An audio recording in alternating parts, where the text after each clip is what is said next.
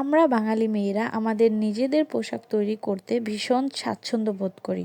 এটি শুধু একটি কাজ নয়, বরং এটি একটি শিল্প, একটি দক্ষতা। এটি এমন একটি গুণ যা সবার পক্ষে আয়ত্ত করা সম্ভব নয়। পোশাক তৈরি করা নিছক একটি প্রক্রিয়া নয়, এটি সৃজনশীলতার বহিঃপ্রকাশ। আমাদের প্রতিটি সেলাইয়ের মধ্যে থাকে যত্ন, ভালোবাসা এবং নিজস্বতার ছোঁয়া।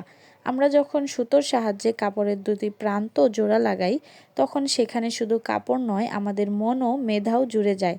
কেবল একটি কাপড়ের টুকরো হাতে নিয়ে তা থেকে পুরো একটি পোশাক তৈরি করা সহজ কথা নয়।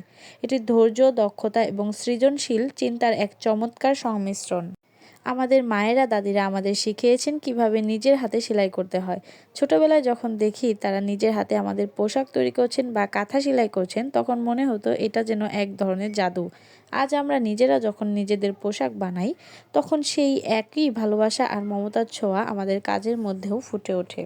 পোশাক তৈরি করার সময় নিজের পছন্দ অনুযায়ী রং, ডিজাইন আর স্টাইল নির্বাচন করার যে স্বাধীনতা থাকে, তা সত্যিই অসাধারণ। আমরা জানি এই পোশাক শুধুমাত্র একটি পোশাক নয়, এটি আমাদের ব্যক্তিত্বেরও একটি অংশ। তাই আমি মনে করি আমাদের নিজেদের হাতে পোশাক তৈরি করার এই দক্ষতাটি একটি ঐতিহ্য যা ধরে রাখা উচিত।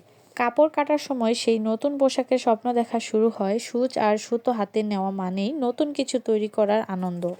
প্রতিটি সেলাইয়ে ভালোবাসা আর যত্ন মেশানো থাকে, কারণ আমরা জানি এটি পরবেন এমন একজন যার জীবনেও এই কাপড়টি গুরুত্বপূর্ণ অনেক।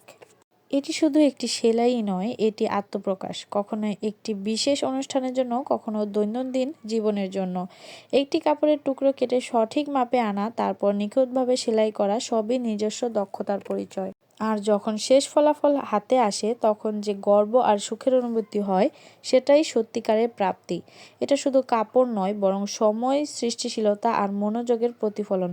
তাই প্রতিবার যখন সেলাই মেশিন চালাই, মনে হয় যেন একটি নতুন ক্যানভাসে ছবি আঁকছি। আমার মতো কে কে আছেন যারা সেলাই মেশিনে কাজ করতে অনেক পছন্দ করেন এবং নতুন নতুন ড্রেস তৈরি করতে অনেক বেশি উৎসাহ ফিল করেন। আজকের ভিডিওটি এই পর্যন্তই। সবাই ভালো থাকবেন, সুস্থ থাকবেন, আমার পাশেই থাকবেন এবং পরবর্তী ভিডিও দেখার জন্য সবাইকে আমন্ত্রণ রইল। আল্লাহ হাফেজ।